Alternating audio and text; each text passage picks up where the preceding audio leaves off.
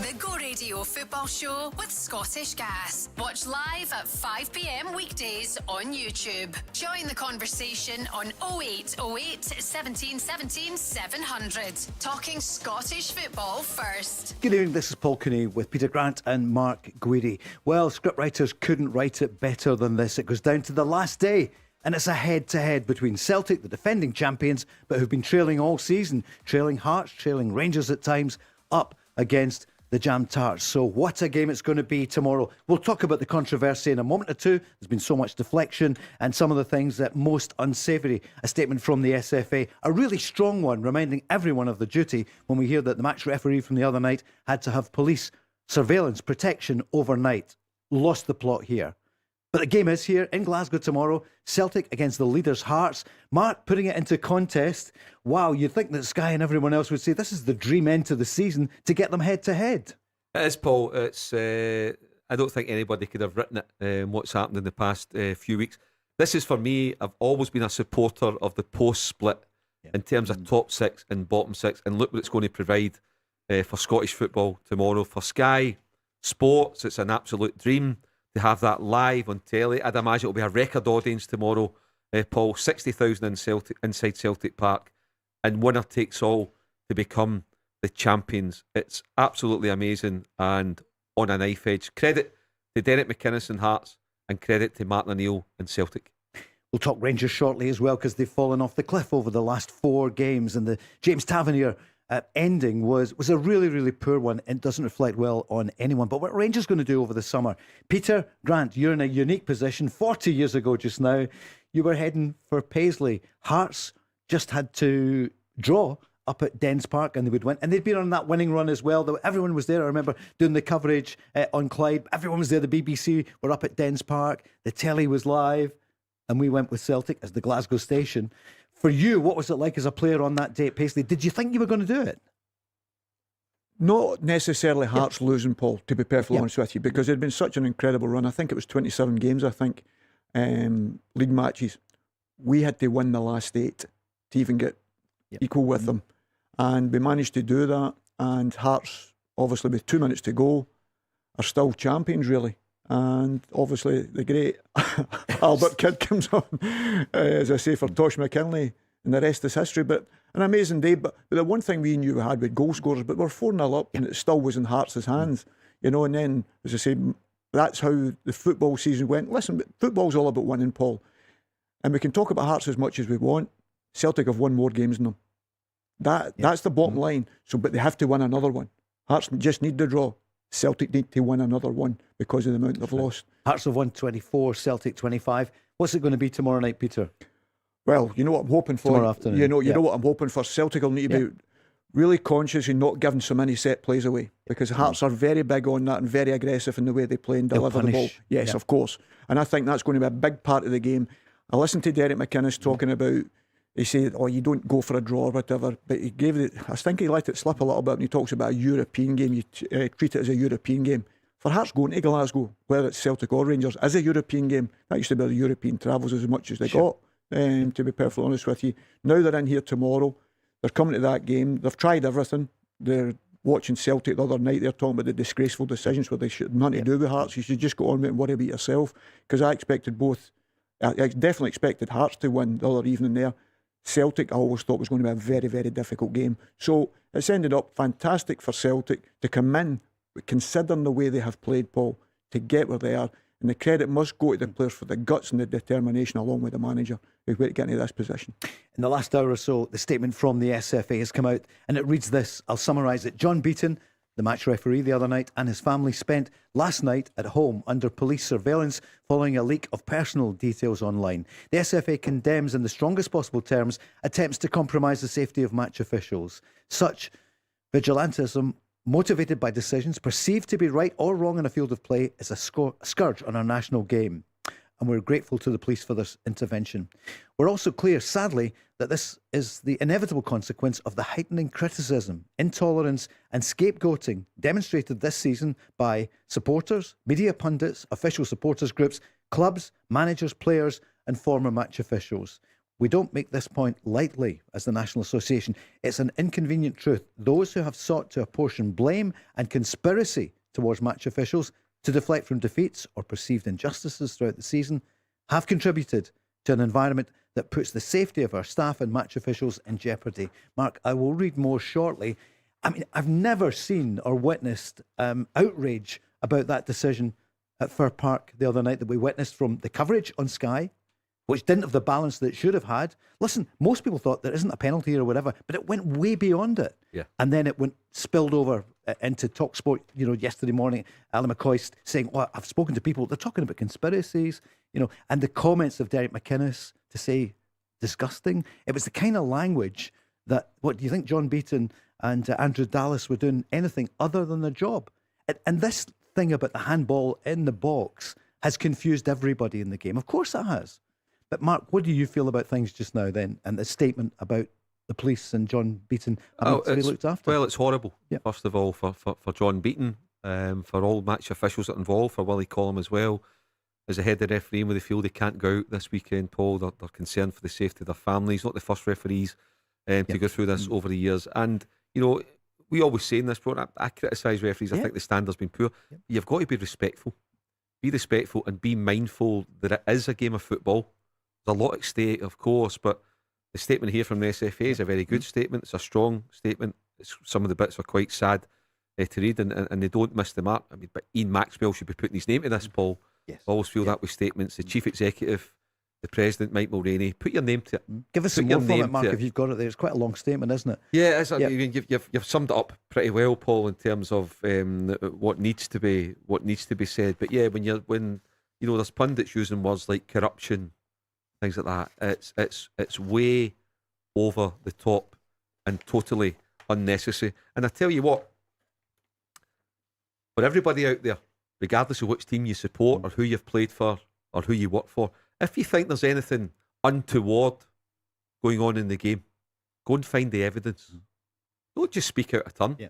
Find the evidence. Two things that spring to mind for me where there was evidence when people thought it was wrongdoing. Fergus McCann thought there was wrongdoing with Jim Farry. He found evidence and he presented a legal case and went through it in the proper manner. And he was right, because Jim Farry was fired for gross misconduct. Celtic found evidence in 2010 with Dougie MacDonald when they tried to be a cover-up about a decision. So see if there's evidence out there about this, about being pro-Celtic and corruption. No, go and find the evidence. Don't just say things lightly, because see if there is, the evidence will be there. So go and find it. This is what Martin O'Neill said today about the penalty, and then we'll come to Peter. Am I surprised? No, I'm not surprised, because... about the reaction to the penalty. Am I surprised? No, I'm not surprised, because everybody wants Hearts to win. It's really as simple as that. Everybody outside Celtic and the Celtic diaspora wants Hearts to win. And so if it wasn't Hearts, it would be Rangers, it would be somebody else. That's the nature of it. Peter, you've been in the middle of this for over 40 years. Are you surprised the way that people turned on? Absolutely not. Absolutely not, Paul. I said it. VAR should never have come in the first place because of that reason. You're 5 yards away from a Rangers or a Celtic supporter or anybody else who they support.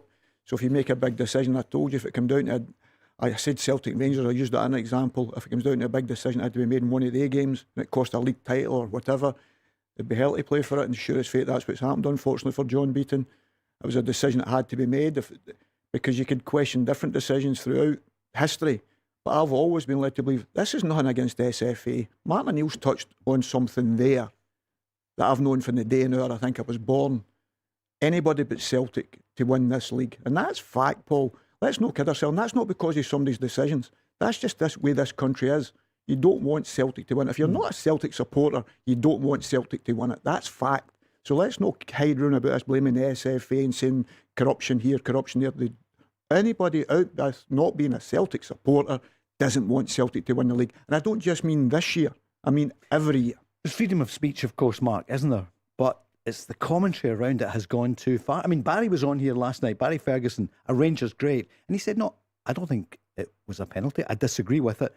But he also said, cautioning to go too far, because these are human beings doing their very, very best. So Barry Ferguson, who was manager of Rangers this time last year, didn't go into any of this conspiracy tosh that's been peddled by people who have got a lot of good qualities but have let themselves down and are letting the officials down really badly. I mean, we're in a democracy, Mark. People are entitled to an opinion, but there's also this responsibility comes with that, isn't there? Yeah, no, there is, and that's one thing that said, with Barry, and he'll have his opinions. He's been critical of referees, but there's a line that you don't cross. And there's one thing, Paul. Don't feel you let it out. In a bigger picture for refereeing and for the SFA, we will not require a situation where match officials, special protection for their kids. There's also as well longer term, Paul. We're going to struggle. There's already a struggle to get referees to come into the game, and seeing things like that. We've said who's going to want to be a match official at a high profile game when things like this can spill over. So yeah, there's a lot, and for many of the ex-Rangers players who are involved in the media or getting involved or trying to get involved over the past 48 hours, there's a big concern about Rangers. They have absolutely collapsed. The manager needs to go. They have treated their captain appallingly. It was a PR disaster, and once again it does not reflect well on Danny Rule in terms of his management skills and his lack of experience, because if he did not want to start James Tavernier, Paul, he's perfectly entitled to do so. You've got to put out a team that you think can win the game. But it's then how you handle that afterwards, particularly if it's true if he's told James Tavernier that he's starting. So you then got to handle that better. You then call him in and you tell him why you're not playing him, but you make him feel $1 million. You're still going to have a great send-off. Your family are going to have a great night, but I need to pick a team. And James Tavernier would have respected that. But the way it's been treated, what is Danny Rule doing? That's just been an absolute disaster that has been managed appallingly. Whatever you think about James Tavernier, he's always been respectful. He's always given his best for Rangers. And the thing for me, he gets blamed for only winning 3 trophies during his captaincy. He's been one of the shining lights for Rangers. It's some of the players that are not up to the standard, or some of the staff that have not been up to the standard, that have let Rangers down, not James Tavernier. Peter, so why are so many Rangers pundits, well, they're not Rangers pundits, but ex-players, so concerned about the Hearts Celtic situation? And I think we know the answer. It's a diversion, some of it, not all of it, from what's happening at Ibrox. 4 defeats in a row. Paul, I didn't even know the Rangers result. That's how bad it was. Right. Because everybody was talking about the Celtic scenario. 2-1 Hibs, I know. Yeah. That was because, and that's what I'm saying, it's not an anti-SFA in any shape or form. This is anti-Celtic. Let's not beat about the bush. You had Gary Lineker. Gary Lineker said it's the worst decision he's seen. Bear in mind, he played in '86 when Maradona handballed the hand of God. So how can he say it's the worst decision? He should be respectful. Doesn't watch it. The Jamie O'Hara's, the Cundys, connection with Rangers, Chelsea, Rangers, connection. It all goes back. So let's not kid ourselves. The decision, that's open to debate. Was the player's hand up in the air? Yes, it was up in the air. Did he handball it? Well, going by what I heard from the Motherwell dressing room was, they said that the player handballed it. It did hit his hand, but now, because it did hit his hand, it's because Austin Trusty pushed his hand up in the air. Listen, what they wanting? If the ball hit his hand, was it an unnatural position? Yes, it was. Did it hit his hand? Yes, it looks like that with the pictures you're seeing, more from the press behind the goal. At the time, on Celtic television, I said I'd be very disappointed if that's a penalty given against me, because I thought it was the elbow. And then when I see the hand, I went, oh, he's got something. Right. He's got a decision to make. Nobody saw the hand at the beginning, and that's why VAR's there. Listen, most people don't like the rule. I thought John Beaton made the right decision. Given the throw-in again. Because Austin Trusty, I'm thinking, if he gives a penalty for that, it's a very soft penalty. But then he's made the decision, he's went to it and he's seen it's a handball. And it's a handball. The hand shouldn't be up there, but now it's Austin Trusty. Because they know it's a handball, it's Austin Trusty. If Austin Trusty do that tactically, that is brilliant. I've never known a player to say, well, I'm going to push his arm. And it's not. That's nonsense. Absolutely. Mark, it is going to come out from the SFA, apparently, that they fully back the decision. And they'll explain, because who knows really how you navigate through the handball thing these days. What do you feel? Well, was it a penalty? I think first of all, I think the explanation should already be out there, and it should come with this statement today. It should have been out yesterday. There's no reason for the delay, and that's where the SFA and the Referees Association let themselves down. Just nail it. Come out and say why it is a penalty kick. So to get back to it, Paul, to the most pertinent point, I don't think it's a penalty. I don't think there's enough there for me to say that John Beaton should have been called to the screen. For me, it's not clear and obvious. Yeah, I think it has touched his stand, but I'm not 100% sure. I'm genuinely not. So for me, it should not be a penalty. It wasn't a penalty kick. But they look at everything now, don't they? No, they do. And listen, Paul, it's fine. There's no doubt there is somewhere that will show that they think it's a penalty, and that's why it's been given. It's no, a Celtic fans came out for the stand and pointed to the spot. It's gone from Andrew Dallas on VAR to his colleague John Beaton. Sure. So between two very highly experienced officials, they have come to the unanimous conclusion that it's a penalty kick. That's fine. That's all that matters, is their opinion. But for me, it's not a penalty, and I'm surprised. It's not clear and obvious enough for John Beaton to be asked to the screen. And then on the subject of the outcry, where was the outrage with the two decisions against Celtic at Easter Road when they were denied the blatant penalty kick and Hibs shouldn't have had the goal? It was barely shown. So where's the outcry? Paul, where's the balance? Sure. Do we need to even go as far as that, Mark? I'm not being funny. Maeda. I said, if a centre-half does that in the middle of the pitch, he's lucky to get away without a yellow card. If you missed it, the keeper comes out. Yeah, but I'm led to believe now people are telling me, or the goalkeeper's allowed to do that and hit the player in the back, but a defender's not allowed to do it. I went, was that right? Well, let's talk about Arsenal last week then. Why was the free kick given for the goalkeeper if he's not involved? To hit somebody in the back when he's not watching the game, if that had happened in the middle of the pitch, Paul, it's a stonewall free kick. So in the box, it doesn't make a difference. It's a stonewall penalty kick. I don't hear them show. I didn't see Sky and that showing Derek McInnes that incident to see if that was a disgrace. Yeah. So if you're going to show the last one, show that one, because there's just different decisions, and that's nothing to do with the referee. Yeah. That's fact. I think they lost focus on balance. I know Chris Sutton was at the Celtic. He was at Fir Park. He was at Fir Park. He was there. They put it on, which was great. So you had both games. And then they pulled the plug on it. They'll probably say result. But you had to have Chris Sutton. I mean, their two main characters are Chris Boyd and Chris Sutton. Now, you had editorially have to have somebody there who was at Celtic, especially such a high profile as Chris Boyd is, and talks a lot about Rangers, and Chris Sutton about Celtic. It just was imbalanced. And the people at Sky must sit and think, oh, crikey, we've dropped the ball here. And then there's a narrative about this thing about the hand up and you couldn't go that far away, it drops and all the rest of it. And there's all this stuff in social media now where people they can be making fun of the game at best. And at worst, they're saying that there's corruption in the Scottish game. I mean, it's really, really serious. It's gone over the top. It has. Yeah. And now, some of the commentaries over the top. We're going to move on shortly because there's an amazing game tomorrow. Celtic against Hearts. And do you know what, Peter? Hearts could win it tomorrow, or a draw, or whatever. And what would you feel at the end of that? Absolutely. It's so tough a game. Yeah. There's no doubt that Hearts playing a certain style. They ask a lot of questions of you. As I say, they're strong in very certain situations that I think Celtic are weak in. So all these scenarios are there. Celtic, the bottom line is, I hear all these managers talking, it's all about winning. Celtic have won more games than Hearts. Yep. So the bottom line is, if Celtic win tomorrow, they win. If Hearts win tomorrow, draw, they deserve to win it. Yeah. Whoever's the champions tomorrow deserve to be champions. Yeah. That's fact. So let's not kid away from that. It's not because John Beaton or Andrew Dallas or somebody made a decision. Over the piece, these guys have deserved to win it. So, and we said that about the manager of the year. Derek McInnes wins it, but it should be Martin O'Neill if he's the champion tomorrow. That's no doubt in my mind of that. If he wins the league tomorrow, he should be manager of the year. But if Derek McInnes, for sure he does. So let's not kid ourselves. Sure. So the team that wins the title tomorrow deserve to win it. And you've got to tip your hat to him and say, well done. It's not because of decisions that was made. Listen, I'd have had a lot more winners' medals if it was down to decisions, Paul, let me tell you. That's fact. I'd have had a hell of a lot more winners' medals. Let me tell you, going through my career, the decisions that was made. But nobody could pull you up for that. They just phoned you on a Monday and said, sorry about that. Okay, very good. Move on. Yeah.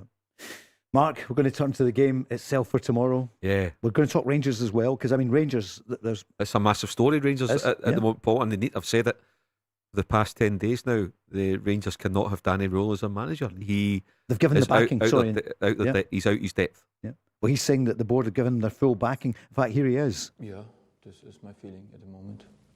Communications about the games, the summer, new players, decision makings. We spoke about everything like we did always in the last couple of weeks. And he was asked today, no, in fact, it's too long. We will hear him speak about the James Tavernier statement, which came in when we were on air last night with a live audience. Everyone was brilliant. We had a Hearts fan, Liam came. He was in brilliant form, despite the disappointment. What a great guy came through for that. Some Rangers fans, some Celtic fans, St Mirren, Kilmarnock. It's brilliant to hear from the fans, not the eccentric. Not some people go far too far, but with some great people last night. The James Tavernier thing. We're going to take a quick break and then speak about it. But Danny Rule, you have to question how he's handling this. Barry had to be careful what he was saying. I see he's in the paper today as well, and it's actually his whole article is about how good James Tavernier has been for Rangers and what he's given for the club. Yeah. And that's no way to leave. When his family were there, his son was going to be going to a football tournament, I think, with Rangers, and he said, no, walk out. Why did you not leave him? And Danny, you lost the game anyway. Not that James Tavernier would necessarily have lost you the game. Peter, it was strange. Paul, you have to read the room. Yeah. His most important game's into the split. And I know he had a slight injury because I was trying to read James's article and I was getting mixed up a little bit reading it actually. About because the injection when he took it. when he taken the injection, when he wasn't. So if I'm a manager and he tells me he's going to take it on the Tuesday and miss the 2 games, I'll listen to him then and then I'm picking my team. Yeah. So that was the only thing I'm letting Danny roll away with.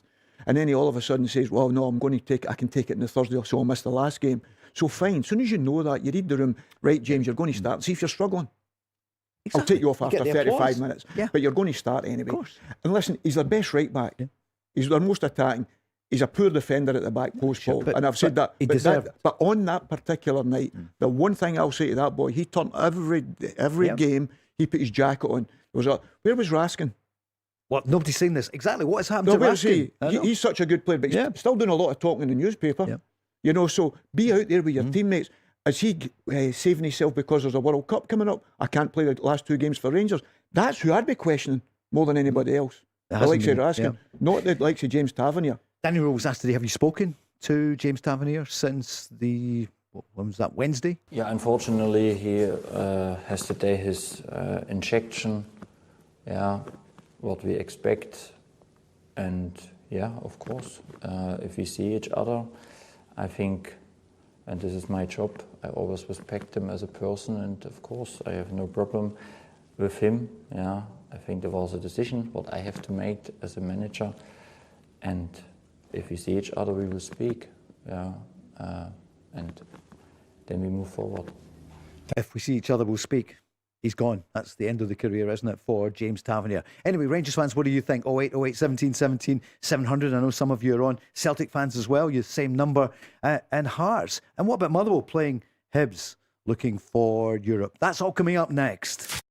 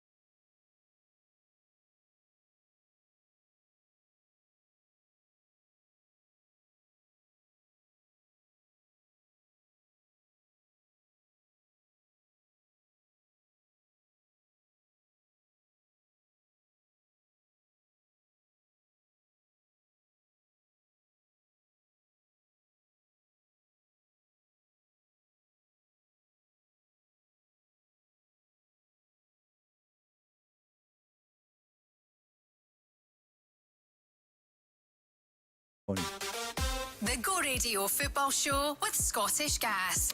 Thank you everyone who tuned in last night. We had over 500,000 hits. So I'm not saying there's 500,000 listening and watching, but hits over 500,000 last night, Peter. Don't know what it means, but it sounds good, doesn't it? Because me and Mark weren't on. That's right. Mark, you on repeat? No, not at all. But Barry and Charlie, good form last night, as were the fans. Listen, we love to talk football, round conspiracies and all the rest of it. And look at this end to the season.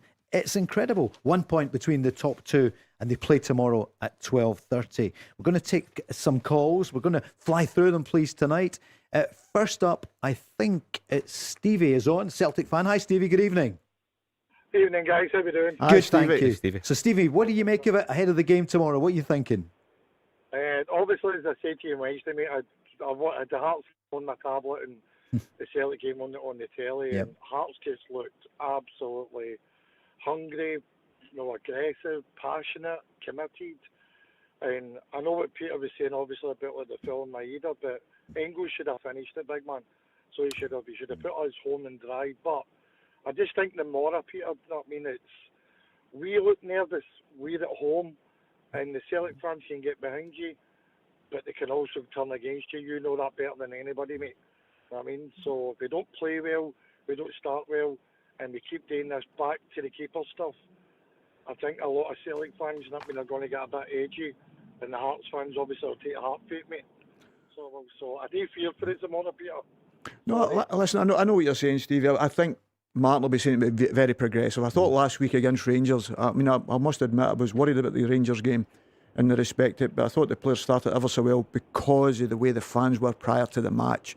And see when they're like that with you, I've said it for years, I said it about Rangers and whatever, when you've got that back and right behind you, you've got to make them then stay with you. And to do that, you've got to be, with the things you're talking about, the first thing for me tomorrow is you have to compete with Hearts. There is absolutely no doubt. Hearts are not going to start playing magical football. That's not the way they play. They get it forward, they be aggressive, their strengths are on the top end of the pitch. So you have to deal with that. So, but going the other way, you've got to have players that's willing to go and stop the opposition playing forward, create chances yourself, get shots, get crosses in the box, and as you say, not slow. I thought at first part Celtic were doing well for a period and then started being slow, and then all of a sudden you thought the game just changed completely, because there's only one team that's going to outplay Celtic in the Scottish League at this moment in time, as Motherwell. Let's not be kidded. And they did, not for the first time, but the one thing you've got to deal with Hearts is the things we do at Motherwell, far too many set plays given away, too slow in possession, and all the things you've got to take that front line out of them. And I agree with you, you've got to be aggressive. You talk about Hearts being that way, that should be a gimme. Peter, what did you say in commentary when the ball went from, say, 30 yards from the Motherwell goal and it was played all the way back and it was Sinister? Do you remember that? Yeah. What's that about? Any chance of turning, facing goal and trying to score? I couldn't believe it because there was 30 yards behind. I'm not sure if it was Negrin at the time, and he was in a fantastic position. And once you've broke the opposition, especially if somebody's playing with a front four, and it doesn't matter what Hearts play tomorrow, if they play with wingers, two wingers, whatever, they'll work them very hard to get back in. But when you've got an opportunity to pass forward, Paul, I swear to God, this was as much coaching as we got at Celtic Football Club. See, when you've got the ball and you've got a chance to play forward and you turn it down, go and run around that park. That was even in training. If you gave silly free kicks away for pulling people in training, the manager would make you run around the park. Does that happen now? I don't know, but Celtic give far too many. And if you give far too many against Hearts tomorrow, they will punish you because they've got good delivery and they're very, very aggressive in there. How's Martin O'Neill feeling about tomorrow? Really looking forward to it now. And why shouldn't we? I think that's it's a big, big game. Naturally, we have to win it. Hearts don't.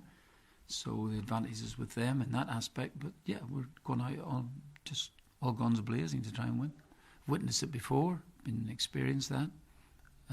Not great experiences of it, but that's a long time ago, and I don't think any of the Celtic players would have remembered that. What about Derek McInnes? They've led for so long, and they've got a great record this season against Rangers and Celtic. Obviously, we need to go there and perform well, first and foremost. I think any time you go to Celtic Park with your team, you've got to do so many things right. There's a consistency of messaging of what you need to try and do there. And obviously tomorrow, with everything it entails, that just gets amplified, really, because it's a perfect ending to a season, for the league, Scottish football, for drama and excitement. It's pure box office. Mark, what are you thinking of the matchup? Tomorrow, Paul, it's going to be a great game. There's no doubt about that. The atmosphere will be electric. We have never had it, certainly since Sky TV. I've been covering it, an actual shootout on the last day. You know, where it's, you know, winner takes all, albeit Hearts can get a draw. You look at Hearts before, they have done really, really well against the Old Firm this season. They've been to Celtic Park and won convincingly, albeit it was Wilfred Nancy's team. Celtic haven't beat Hearts yet this season. They hadn't beaten Rangers this season until the teams met last weekend. So it's all there.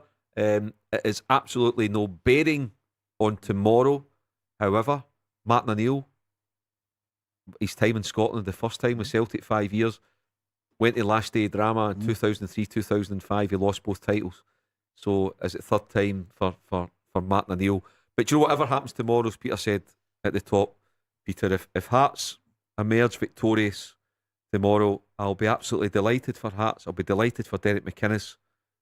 For Lawrence Shankland, I think really represents his club well off the park.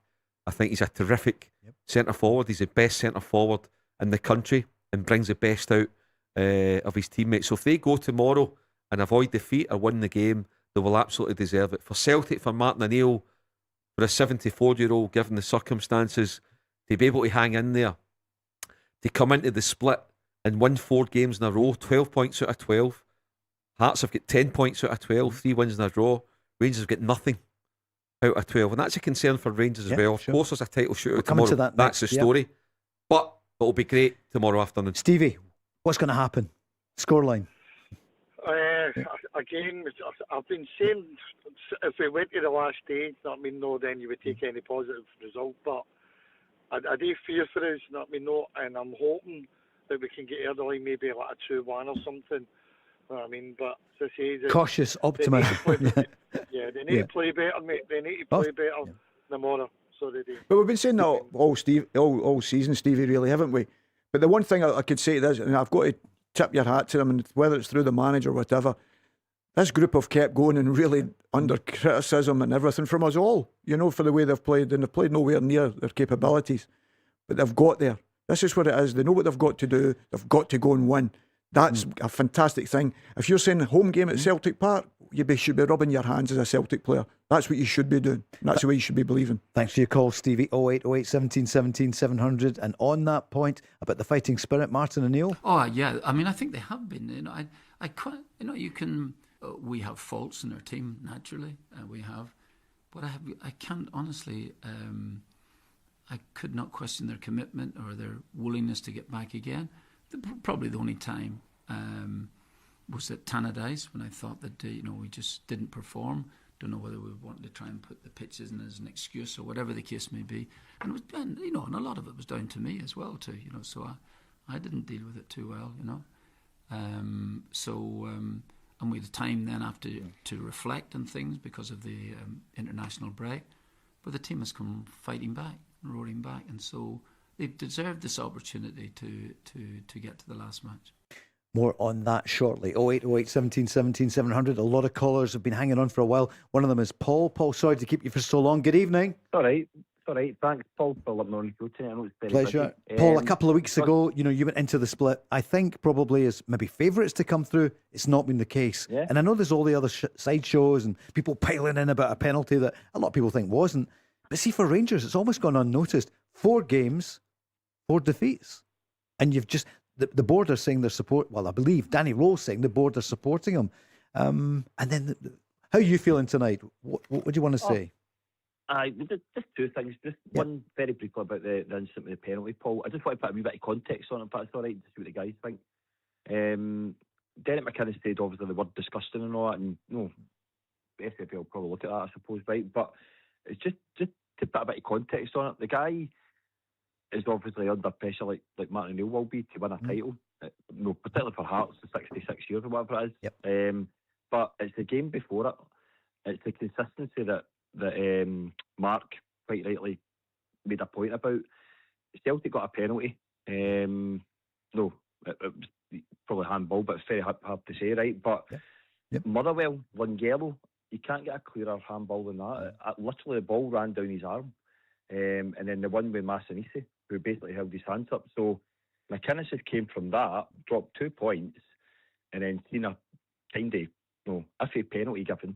that was more, I suppose, harder to find than that. And that to me is a context around it. I just want to make that point. Okay, Paul, and there's been a sea of issues during the year where VAR is involved in too many things. You don't see this in World Cups, you don't see it in European games. So the authorities do need to have a look at the advice they're giving to the referees. There's too many people in VAR and all the rest of it, and probably not enough cameras. But Paul, what about your own club now? About Rangers, I think, Paul, I want to ask what the guys think. What do you think? This, right? Yep. We haven't had a sporting director. It's been very quiet for Andrew Kavanagh, everything else. I don't think I'm just waiting out to see the league finishing. I want to know if Rangers board are hinging on, see if Hearts win the league, will that take the pressure off the Rangers board to say, well, do you know what, Celtic haven't won it. We'll stick with all and see how we go next year. If Celtic win the league tomorrow and go on and get 5 in a row and then win 56 titles and take over us, will that put pressure on the board to say, well, for the stinking end to the season, as you said, we had it in our hands, we threw it away, we need to get rid of Rowe and we need to bring in somebody like Gerrard with a big name and everything else. Do you think that could be in the thoughts? I want to see Mark and Peter think of that. That's interesting perspective. I've not heard that one. Well, I mean, I get what you're saying, Paul. Both arguments in terms of if Celtic win, it kind of puts more pressure on Rangers, if you like, the hierarchy. However, you should not, when you're in charge of Rangers, you should not be basing your decision on what happens with Celtic. And I want to put something to bed as well, my opinion. And I hear you, Paul, and many, many Rangers supporters that I've spoken to in the last couple of days. Let's get Steven Gerrard. Get Steven Gerrard. I get Steven Gerrard delivered the title in 2021. I get it. He can handle pressure. I can get it. He's a huge name. No problem with Glasgow, handling everything that goes with it. But for me, the problem with Steven Gerrard would be, if he does well, and obviously you'll be wanting him to do well, he'll always have one eye in getting back down the road. And there'll always be suitors for him down the road. For me, there's two very simple decisions and straightforward, if Rangers want to get back on top, to give them the best possible chance, is they do not continue with Danny Rule, and they either give the job to Derek McInnes or Barry Ferguson. Derek McInnes has got a fantastic body of work. He could well be a title-winning manager in 24 hours' time. He knows Rangers. He will not have one eye in getting back down the road. His family's here, and he can build something. Because I think even if Celtic become champions tomorrow, I still think there's a lot of hard work ahead at Celtic. I still think they'll be unsettled. And I think that Celtic next season could still be there for the taking. I think you need to put somebody in charge that knows Rangers and gets it. Derek has got a great body of work. Barry's been in the building this time last year, was doing a very, very good job. So for me, it's a no-brainer. I don't like to say about somebody losing their job, but if you want to become a champion, Paul, Danny Rule is not the man to take there. Far too many red flags in the second half of the season. Far too many. And by the way, he can say the club are giving him his backing. We have heard nothing official about him being given backing from Andrew Kavanagh or Jim Gillespie. Peter, what would you say then to what Paul was suggesting? I always think you've got to have that background. I think it's proven with Celtic with Martin coming back in. There was only one person at that particular time could have came back, even at both times when Brendan and that went out. A different type of manager, and that's exactly what as a manager. Steven Gerrard talks a fantastic game. Probably people tell me he can't coach or whatever. That'd be disrespectful because I don't know if he can. But he's obviously good coaches with him by all accounts. He can talk the game very, very well. But would I have him back at Rangers? No. I would have Derek McInnes before him. Absolutely no doubt in my mind of that. Derek is Rangers. He's played at Rangers. He knows it's Rangers. Steven Gerrard was there. Roy talking about, and Beale was talking about Liverpool. So that's their team. Derek McInnes' team's Rangers. Let's not be kidded. He played there. His Hearts, he's given 100% for Hearts, as you would do, no matter who you work for. But that's the guy I would take. He knows the Scottish game, and he's going to get a chance to bring in players that he knows can fight and scrap, which he's done. I know people say he's got help with the Jameson or whatever you call it, but he made Stuart Finlay to go to Hearts, and he's become a massive player for him. Exactly. So I would have Derek McInnes if Danny Rowe goes. Listen, I was a supporter of Danny Rowe. I told you that. Of course. And I fancied Rangers when they went into the last 5 games, Paul. They blew it big time. Let's hear from Danny Rowe before we come back to you, Paul, to see what you think about what the guys say. He's been speaking about bringing back the standards at Rangers. Yeah, I think it helps when players played in similar environments. I think this is always helpful. It's helpful when players maybe were captains from former teams. It helps as well because they understand. And yeah, I think this is what we were looking for. I think this is a full picture. There's a good sentence what I read the last couple of days. I think this is also important. We want to create leaders, not just followers. And I think this is a part what we have to, and this is what I try to be the best leader. And I come back, in football you have a lot of emotional decisions, but you need decisions with good emotions. And this is what I try every day. All right, Paul, what do you feel about what he said there and about what the guys were saying? I'll make you laugh. I'm making this call with my wife right across from me. As soon as Mark said about Gerrard, she said, I told you. So, she's agreeing with you, Mark. No, I think... One person, Mark. You're married to a good woman, Paul. Aye, no, she's on about me all the time about it. But no, I totally agree with you. As I said, I phoned into you, Paul, and I said at the time, Danny Rowe can't pass a big test against Celtic, and a lot of them have said that the day dot. Yep. And I agree with Mark saying and Peter saying there's red flags. What happened to Tavernier? You know my thoughts on Tavernier. I won't go over all cold, but that's a disgraceful to do that to a serpent. And by the way, don't know what time Rangers did that. They did it with Lee Wallace. Yeah, Right, sure. Forgot about that. All right, Paul, that line's coming and going. Yeah. So listen, thanks for your contribution, Paul. 0808 17 17 700 on the Danny Rowe, James Tavernier. He said, look, I've got a good relationship with him. 100%. From my side, I think he was last week in my office. He was before the Celtic game in my office. We spoke. I shared sometimes some thoughts about the game. And I said this in public here, that I respect him, what he did. I think I used the word legend of a club for a long, long, long time. From my point, was never a problem with him. Because I always try to have a best relationship to my captain, because he is the guy who leads the group. It's the Go Radio Football Show with Scottish Gas. Back in a moment.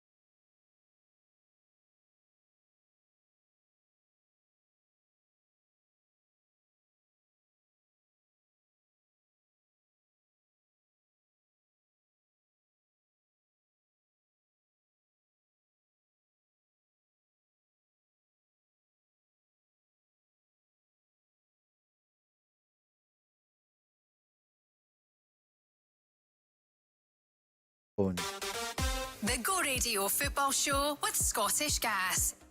All roads lead to Celtic Park for the Celtic fans tomorrow. There'll be, what, 700 or 800 Hearts fans there tomorrow I'm as told well? 752 Hearts supporters tomorrow. Oh, there you He's go. got that perfect. You don't get that anywhere else. He's counting them in. More than higher than we can count. 752 tomorrow. 752. And listen, the Jambos have been there all season. It's a remarkable story, the rise of Hearts under Tony Bloom, but Derek McInnes. Yeah, and Mark? did you know, Paul, Yep. like, obviously there needs to be a winner tomorrow in terms Yes. of a title. Yeah. Somebody will be a champion, and in many respects, whoever's not the champion, I'll feel for them. Yep. Whether it's Derek McInnes for putting so much into it with Hearts and his own coaching and management career, 16, 17 years, Yep. a hard graft, or if it's Martin O'Neill after what he's been through at 73, 74 years old, to get Celtic to be giving them a chance tomorrow's quite remarkable. Of course, celebrate the winner, celebrate the champion tomorrow, but I'll certainly have a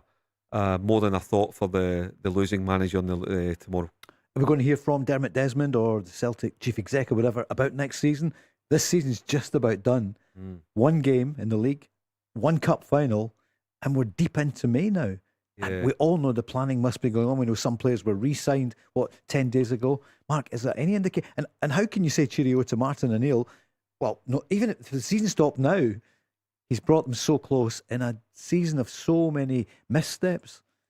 Potter, I've made my thoughts on You have. Celtic's managerial situation very clear. And do you know what? Even if Martin O'Neill doesn't win the league tomorrow, why would you not still offer him the job? Give him a chance to go and actually build his own squad, to get a grip of the window, the summer window. Like I said, he's been under the bonnet. You're going to tell me there's a better manager out there taking everything into account? Is there a better manager right now than for Celtic to go and say, there's a year, Martin, go and crack on, go and get on with your staff, go and plan pre-season, let us know who you want to bring in, let us know who you want to go. Because I'll tell you, you want to talk about projects and young managers. The Celtic fans, like the Rangers fans, will not stand for a project or will not stand for a work in progress. If you want evidence of that, look to Wilfred Nancy. There's your evidence that they will not accept or tolerate, and rightly so. They want to win. Martin O'Neill knows how to win. He knows what it takes. He's not going to go and build a project. He's not going to be there for 5 years. But if you want continued success, if Celtic are to win tomorrow and want to go for 6 in a row next year, who better than Martin O'Neill and his staff to go and give you the best possible chance of doing that? I'll tell you now, there's nobody better. He was asked today, is this your last game as manager at Celtic Park? I was asked that question there, funnily enough, by Luke, and I would say, more than a reasonable chance. Reasonable suggests something, but that'll be my last game. More than a reasonable chance. Peter, what are you thinking? I agree with Mark, what Mark said there. He knows exactly what the team needs at this moment. Never mind the club, he knows exactly what the team needs. Martin knows he's got to bring a team, I spoke about it earlier on, to win. It's got to win right away when you're at Celtic Football Club. It's not about taking a chance. Yes, you look at managers. Martin's been there before, 25 years ago, whatever it was. But he's never lost that knowledge and understanding. The other evening, against Rangers, he made a decision at half-time to take Luke McCowan off. Rangers sat on their hands. That's a young manager. And that's why I keep going back. People keep telling me about young managers and that, Paul. That knowledge you've gained, Martin's gained over all the years. But more importantly, it's Celtic Football Club. A new manager coming into Celtic Football Club, whoever he is, does not know what he's going into. Celtic is a different beast. I'm saying to you, Celtic have won more games than Hearts this year, more games than anybody this season, but they've probably the most criticism for their performances. So what's making them go over the line, hopefully tomorrow? What's made them try and get there? Yes, the players' guts, determination, they've not played as well, but they've obviously got a manager. You listen to the way he speaks, he gives them belief. He knows he's having a wee dig. The kid's on his silly at times. All these wee things. But you don't learn that at a coaching course, Paul. You learn that over years and years and years. But he's a man that's sitting there just now. And if he's not the manager, he cannot be out that door. The new manager must respect Martin O'Neill and say to him, listen, what is it? You've seen it. What are you going to help us? And then Martin has that go-between, whoever the main man's going to be after that. Martin's got to be the go-between, if not the manager. But I definitely think I agree with Mark. at this moment in time. Next caller, Dave is on the line. Dave, good evening, welcome. Evening, thanks, Paul. Hi, Peter. Evening, Dave. Dave, Hi, you're now big time, Dave. Did I hear you moonlighting on TalkSport the other day? So that's a yellow card to you. No, Dave. So what are you thinking? I was it's actually going to say something about TalkSport. Their coverage of that was outrageous. It was disgraceful. we've spoken about some of it Jim was. White and told them that. What's that? I got through to Jim White and I told him that. Did you? Oh no, I heard you at the end of yours. Listen, what are you thinking? You thinking about the Celtic lineup tomorrow, and we want to talk about the game. What's your suggestion for the change in the front three? No, I'm just wondering if we should maybe start with James Forrest instead of keeping him for later, because I think we really want to get in there on the front foot. And if we should maybe start James Forrest so that, you know, we can get in front. Because I think if we get in front, we'll stay in front. But we really need to be flat out on the front foot for the start. Peter, would you start then? Not Tenecte, you'd start not McCown? Well, to be fair, and I know maybe this will go against Green, I thought Tenecte was much more positive the other night there. When he got the ball, he lost it a few times, yes, but I thought him and Kieran had a good balance. I thought Yang and Johnson didn't have a good balance. They were getting in each other's road. Nigrin was going out there. But I thought Tenecte was a lot more positive the other evening. Yeah, there was a few times he's passed the ball inside. I think James is obviously at that stage that, and I know what you're saying, you're better winning the game and then holding on. But I just think James puts them on the back foot. You know what Hearts are going to do. Hearts are going to be very direct in whatever you're going to do. So what you're going to ask James Forrest to do then is defend. We drop him back in as soon as Hearts goalkeeper's going to be kicking along. The central defenders are going to be kicking along into the channels to make you turn.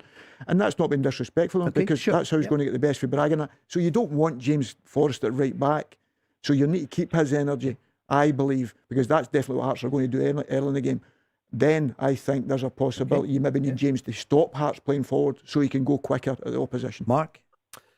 That's the problem area for Martin O'Neill. That's what, if anything, in terms of team selection, will be giving him a sleepless night tonight. What do you do? So he's tried Luke McCowan wide right last weekend. It didn't work, but he's not messed about and he's taken them off at half time. Can you put Luke McCowan back in there again to that same role tomorrow? There's no doubt Yang will start. He's Martin O'Neill's number one winger. There's no doubt Maeda will go through the middle. And it's almost as if you're trusting Ian Hatchell with less and less time on the pitch, where you think he should be good for 30. It's almost like he's actually only good for 15 minutes now. So what you do, wide right or wide left, is the issue. Do you go with Tenecte? Do you go with Forrest?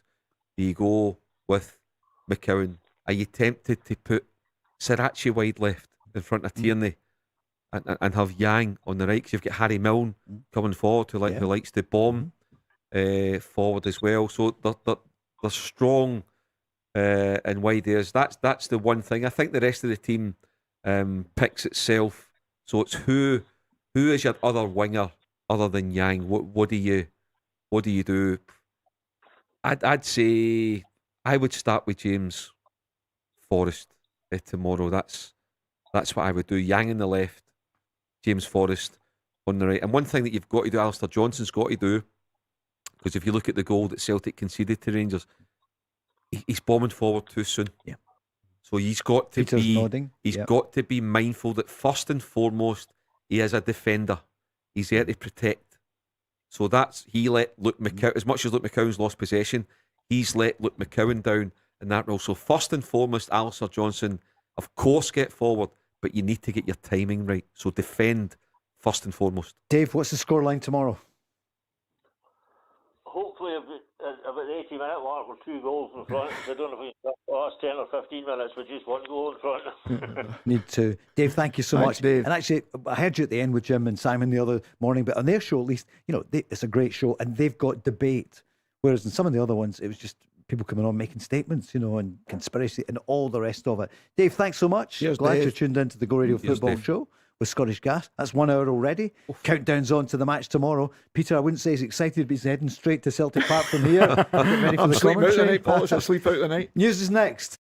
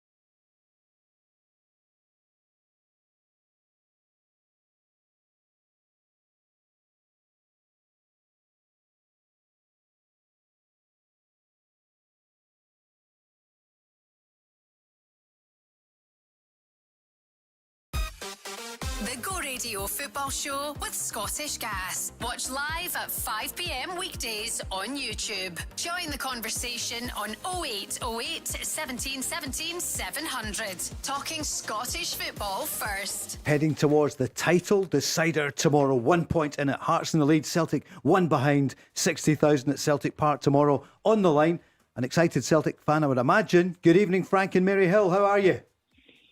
Good evening, Paul. Yeah, a rather nervous Celtic fan, I would say, more than excited. Good evening, Peter and Mark. Evening, Frank. Hi, Frank. Let's hope this sunshine continues for the game. Yes. Before I make the point about the team, I do think it has to be stated, Paul, I do not include Go Radio. I think Celtic are entitled to, with equal strength, apologies from various media outlets and certain pundits, and also, and I never thought these words would cross my mouth, but John Beaton and Andrew Dallas deserve an equal apology for the language being used, the strength of vehemence, and on what was clearly. Now it's been proved through other angles that we know. It's been proved that there's a handball. But to actually stir that pot the way they did in 24 hours, they should be utterly ashamed of themselves. And that includes the BBC, TalkSport, Sky, a lot of them. They should be utterly ashamed of themselves. And to call themselves journalists, it's beyond me. It really is. Actually, Mark made a great point off air, Mark, when you said that people come into it, pundits, and there's some great pundits there, but they're pundits, they're not, and you're not saying, oh, they're not journalists. They realise, see, in broadcasting, whatever you call it now, media, you have a responsibility. And we've just seen, the headline tonight is, from the SFA, John Beaton and his family spent last night at home under police surveillance following a leak of personal details online. People lost perspective, and Sky and others need to look at themselves, the editorial, and I don't mean, objective comment is fine, but then saying, someone else says that corruption, who's saying this and all this? It's unfair, it's wrong, and there's a great weight of responsibility on these people. So, yeah, I think it's time for reflection, and they need to change the behaviours, many people. I would agree with you. But Mark, you were also saying, you made a great point beforehand about that. It's different when you're in the other side, in the media. Yeah, I mean, pundits, you have a responsibility to give an opinion. That's why you become a pundit. And the more ex-footballers and managers that get involved, the better. But you've also got to understand what the job is about. You've got to understand your responsibility of what you say, how you say it, and when you say it. And for me, there's too many guys that come into punditry that don't understand it. It's a profession. I'm talking about, I said it earlier, Paul, at the top of the show, if people believe there's wrongdoing going on, find the evidence. Don't make accusations, find the evidence. Celtic found evidence against Jim Farry. There was evidence against Dougie McDonald. So find evidence. That's why when you're a journalist, you can't just write anything you want. You can't just say anything you want. This isn't the internet where there's no control over things. You have to be responsible. And you have to have evidence before you say things or before you write stories. Basically, you need to be able to back yourself up. If you're challenged, you need to be able to defend yourself. Now, you still might not agree with your opinion, but when you're trying to say something's factual, you need to be able to back it up. Otherwise, you lose credibility and you're just trying to be a sensationalist. And what has led to, most horribly, in the last 24 hours is that top line you read out tonight from the SFA about John Beaton. The SFA said, we will not allow this to become the norm. We won't allow a situation where match officials require special provision to protect their children at school. Come on. And we don't want excuses from people or whatever. Have a think about what you're saying. We want your insight, but we don't want the accusations that were been flying around unchecked. Because broadcasters, we've got a responsibility. We're not the Wild West on everyone goes on about podcasts and all the rest of it. There's some great stuff. But you have a responsibility. And I've worked on it for 50 years in Glasgow, and it was quite difficult. Well, it's not actually. If you do the right thing, you tell the truth, and some people think, well, why are you saying that for Rangers, or why are you saying that for Celtic? You always try to be fair. I can't come in and say, oh, other players are telling me this or whatever. You've got to be able to back it up, Mark. You're absolutely right. And people down south and all that. Peter, you had a great point. Gary Lineker, what a striker. What a great broadcaster as well. And a loss to the BBC at the moment. But what? I've never seen anything like it. And he played in the game. Maradona, the hand of God. Oh, come on, Gary, get a grip. But that's exactly what I'm saying, Paul. And Mark's 100% right. See, when you're talking about anybody, put a name to it. You're saying, I was speaking to so-and-so. No, name who it is. Sure. If you're that confident in saying it, name who it is then. But I told you right at the start, Paul, and I'm not blowing smoke up my own side. No. Yeah. It's because of the fact that VAR should never be here. Scotland is different, Paul. We've known it for how many years Scotland's been on this earth. Since as long as I've been on this earth, my grandfather, everything, you name it. VAR was always going to be a problem in Scotland. Yes, for the referees, but you touched on it, there are kids at school. Yeah. But you're in England, you can be refereeing from Newcastle, but you're doing a game in London. Your kids don't go to school in London. Your kids go to school. Here, you're 5 yards away from a Celtic or a Rangers supporter. It's ridiculous, the referee. On the pitch, yes, I moaned at everybody. I'll tell you on here, I think they get a terrible decision. I'll say all these things. Yeah, sure. That's my opinion. But I'm not going to say to you, oh, I was listening to such and such. If I phoned 7 of my Celtic mates the other night there, everybody would have said it was a handball. If I'd have phoned 7 of my Rangers mates, they'd have said to me, I can't believe you get away with that. That's a disgrace. That's the way it is. Listen, let's not be kidded. I said it right at the start. This is not anti-SFA. This is anti-Celtic. And it's just coming to the fore with them. They're raging that Celtic are still in here at the end of it. That's fact. And let's not kid away from it. I watched the internet. My boys have been sending me stuff on it. It has been disgusting, some of the things that's been on it. And they're trying to hide behind it by saying something else. It's fact that it's anti anybody but Celtic win this league. That's the biggest thing is. Frank, there's loads of calls coming in. What about tomorrow then? You're excited, you're nervous. What are you thinking? What's going to happen? Well, Paul, just literally 10 seconds, Okay. Paul, just then I'll come on to the football. Is you said, Peter, I applaud you for those words. I applaud you because it is anti-Celtic and it's the underlying anti-Celticness is spouting out some people. Mm-hmm. But, and I think you can shout about Lineker. Lineker's just doing England. Unfortunately, there's a guy who I had great respect for. He mentioned about people losing respect for people. Completely lost respect for him. Any respect I have built up over the last number of years, and that is Mr. McCoy, the cheeky chappie. To infer corruption and have the courage to be such a gutless individual to say that, or somebody said to me, it's about corruption. Once you mention the word corruption, that's it in the forum. Well, I'm sure Ali will have the guts to come out and back it up or reflect on it because he's the best pundit, I think, to have come out in recent times. To be fair to him, he's usually fair. Normal. And he's a Rangers man, and that's fine. But I think I would hope that he wants to rerun it and think, oh goodness, I got carried away in it all. And the tone was set on the coverage on the telly the other night, and it was unchallenged. So, right, we could go on and on and on, but here in Glasgow tomorrow, it's the defending champions against the challengers who've led most of the season. And what a story it is. I mean, I know we're the Glasgow radio station, but part of everyone would say, I'll tell you what, Hearts, I mean, we'd be saying, hey, it's the manager is from the West. I'm being parochial here. And the captain's from the West. But you know what? What a story for the Hearts. But from a Celtic point of view, Frank, you've followed them for many years. Give us something about Celtic for tomorrow.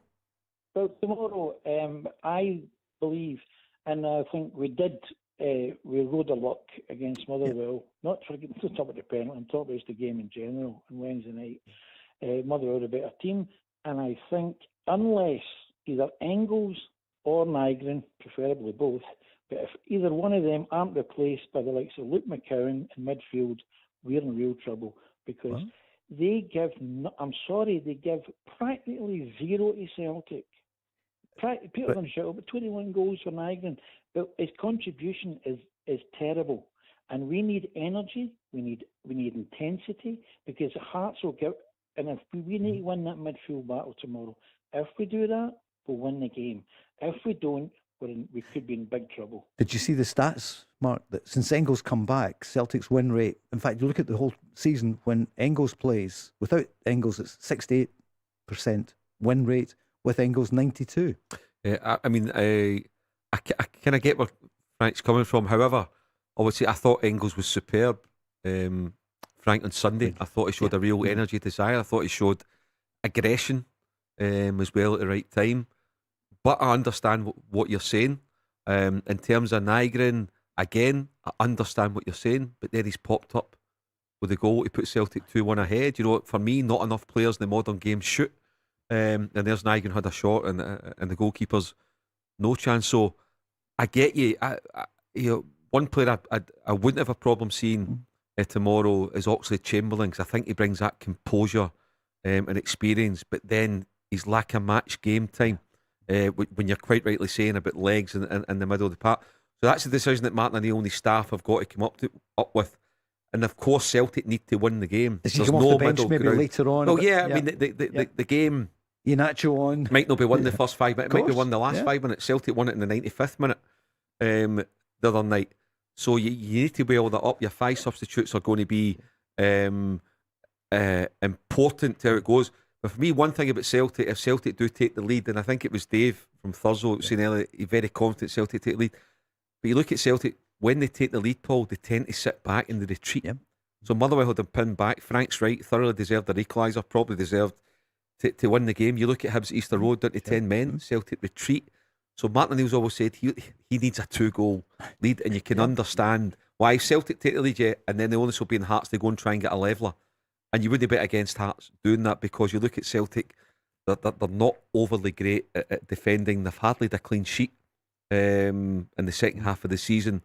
So yeah, I can understand Frank's concern, but if it's not Engels and it's not Nygren, then who do you go with? Who are better bets? Peter, what would you do? I would play both, because I think, and I said it on, I was doing the Celtic TV the other evening there, and I was saying Nygren's not had a great night in any shape or form, but I'm just loath to take him off, and sure as fate he comes up with a goal. Celtic, it's Nygren. But that's exactly what he does, Paul. Does. Yeah, and because you've not got a centre forward who's consistently scoring, it's so important. Engels last week against Rangers makes that run, which I feel playing sitting with Callum is a problem for me. I like him when he's just playing as a midfield player who's allowed to run. And if you watch his best performances with Celtic when he came, that's when he got all his goals. But he made that run into the box, cut it back for Yang, and he should be allowed to do with that freedom. What I would say is there's an unbalance. They all get in each other's road. They all end up on the one side of the pitch and leave the middle of the pitch empty. That's where the balance comes, and I think that's when the captain's got to take responsibility. Right. I go back to Dortmund when they get gubbed 7-1, and they were all over the place. Then all of a sudden you say to somebody, stay in that side of the pitch, you stay in that side and work for there, and then we'll have a better balance. And I think if they do that, they'll look a much better team. But I would definitely start with both tomorrow, because Oxlade-Chamberlain's a problem. Because if the ball goes forward, which Hearts predominantly do constantly, you have to run up and down and back and forth. So if you've got Callum and Oxlade-Chamberlain in there, it becomes a bit of an issue. And that's not been disrespectful to them in any shape or form. That's not their strength. They're getting on second balls. But you'd have to have Engels with their legs to get back in, Nygren dropping back in.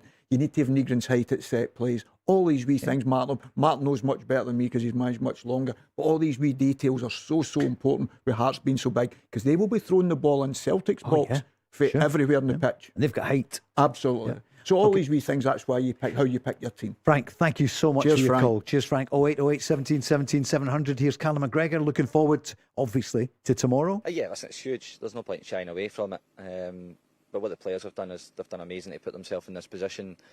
I think I've said it a few times, where we were sort of late December. I don't think anyone gave us a chance really, but you know, the building's been really strong internally. The boys have always had the belief, and then we've taken it to the last game at Celtic Park, big crowd behind us, and let's go and see where we get to.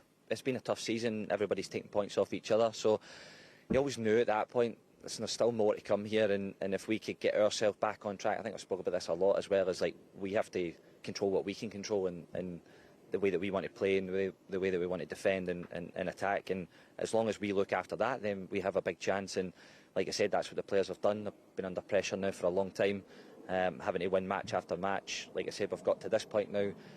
Tomorrow we take it to the last day, and you know, we have to give everything. Hopefully it'll be a positive outcome. And you heard Frank there saying, you know, excited, yeah, but the nerves as well. And Derek McInnes was asked, because Celtic did look a bit nervous the other night, would that be fair? I think you said that earlier at Fir Park.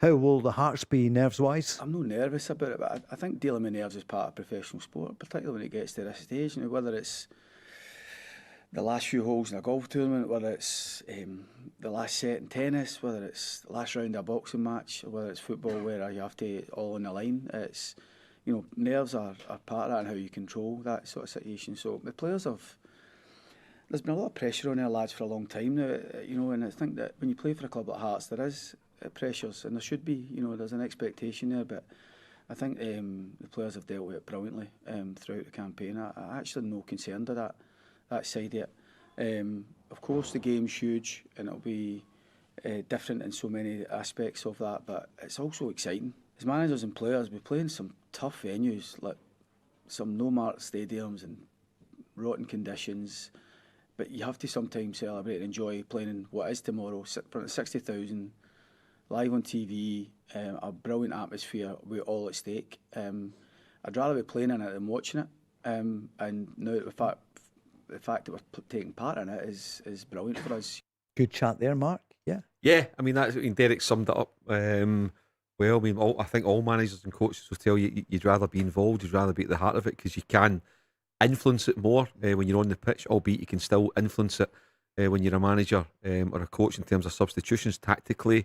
Derek influenced the game at half time last Monday night against Rangers when he made 1 or 2 alterations to get Hearts back into the game, and then they ultimately won it. So look, they'll be to and froing tomorrow. I think, Paul, both benches will be vital. You see that now in the modern game with 5 substitutions, particularly if you're playing 96, 97, 98 minutes, then it's not just about your starting 11, it's about the in-game changes that you make as well could decide the title tomorrow. Alistair Johnson talking about tomorrow. I've been trying to call it like 4 seasons in one. It's been the longest and shortest season all at the same time, in terms of there's been so many different storylines and things that have happened. But for me, on a personal level, it's also been a really short season because I barely played. I've been injured for so long, so it's been just a strange season. But at the same time, is that we're coming into this now, the final week, with a chance to, if you win both matches, you can leave here with 2 trophies, and that's something that didn't always look potentially possible a couple of months back. But the lads have dug in, found a way to dig out results, especially here in this last month, and we've really been treating every single match like a cup final. 60,000 will be there tomorrow, but there'll be another. How many, Peter, would want to be there at the game? All over the world, Paul. Yeah. But listen, Derek's done a remarkable job, as we said. I disagree with the fact that he said he's not nervous. I tell anybody that, I was nervous the first day to the last day. Every time you pull a jersey on or whatever, even a manager, I think it's worse when you're a coach or a manager. Because you're trying to take care of every player. Whereas if you're a player, you're a bit selfish. It's about yourself, how you feel yourself. And you always felt you were more nervous than the rest of your players. Yeah. And and all these wee things. But listen, nothing beats playing, does it? Nothing. Listen, see the warm-up and all that's a nightmare. These games, that's the worst part of it. See when the referee's telling you to come out now and the kick-off's ready to take, that's the best part. Because then you're ready. Yeah. All you hear is the buzz round about. But everything else prior to it's a nightmare. Yeah. It's the longest period. You think it's like a month. You get in there at 12 o'clock or whatever, you get into the park now. It's about 12 o'clock and then you feel as if it's dragged on. But then the game goes like that, and that's why you've got to grasp the moment, Paul. Martin O'Neill's seen it all, hasn't he? Tomorrow's going to be something else. Well, if Hearts win or draw the game, then they deserve to win the league. It really is as simple as that. And if we can win, then somewhere along the way, I think we've deserved to win it. It's the number of points that you end up with at the end of the season that determines these things. But in terms of the atmosphere, it will be electric. There's no question about it. We have got at least for temporarily that we have got. We seem to have a bit of a unified situation at Celtic Park, which has been massive for the side. I don't think it should be underestimated. The team has been kept going by the crowd, and we will need that tomorrow. And the crowd don't need reminding of how brilliant they've been in recent weeks. James has been on, a Rangers fan. He's got a business in Glasgow, and he sent a message saying, please tell me there isn't wrongdoing, corruption or whatever in Scottish football. He said, I don't want to believe it. I don't think there is, but I'm hearing so much narrative. So this was Wednesday night and Thursday. He's a great guy, family man, loves his Rangers, goes to the games. And he said, I don't want to believe it. What do you think? So I contacted him, went back to him, and I said, absolutely not. There's people there trying to do their best. And media has got out of control over the last, they did that for 36 hours or so. And they need to have a long, hard think. But I would say to you, James, publicly, you've got business in Glasgow, paying your taxes, you go and follow your team, taking your daughters want to go along, because it's a great football club. But conspiracy theories go out the window. They must go out the window now, because it goes against, Rangers fans think they're pro-Celtic, Celtic fans think they're pro-Rangers, And the other teams in general think they're pro the big two in Glasgow. So I think we need a sense of perspective. That's in the context of the statement from the SFA. I've not heard this yet, but Derek McInnes was asked today. So, after a bit of space, I don't know what he's going to say. He was asked to reflect, I think, on the refereeing decisions the other night. Today for me isn't about talking about refereeing decisions. Referees have got a difficult job to do from the aftermath of the last couple of games for us, and they kind of comment and condemnation of a lot of what's went on. I think it's quite telling, to be honest. But our referees have got a tough job to do, and all I'm looking for, I think there is questions that need to be asked about glaring inconsistencies, a lot of confusion, but today isn't the day for it. We all benefit, all clubs, all managers benefit from fortuitous decisions throughout a campaign, and times when you think you've been so hard done to. So that's normal, and listen, it's.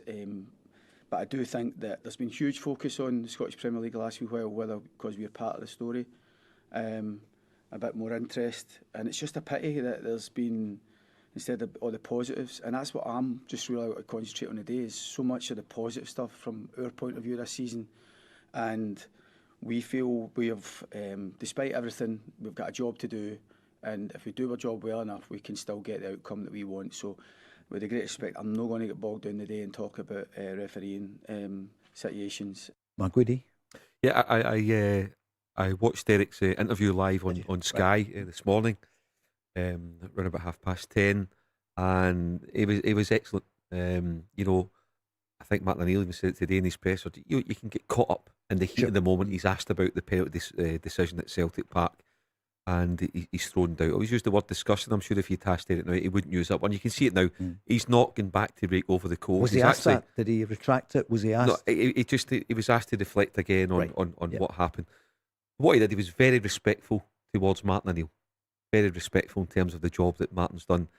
And then what he wants his focus to be is about the players. What he wants to do tomorrow, Paul, is for these players to be focused and to get the point that they need or the victory. He doesn't want his players to be like any hard luck stories. Actually, the referees cost us the title on Wednesday night with that pit. No, it's about being focused tomorrow. You're 90 minutes away from creating an amazing piece of history for Hearts Football Club. Forget Celtic and Rangers.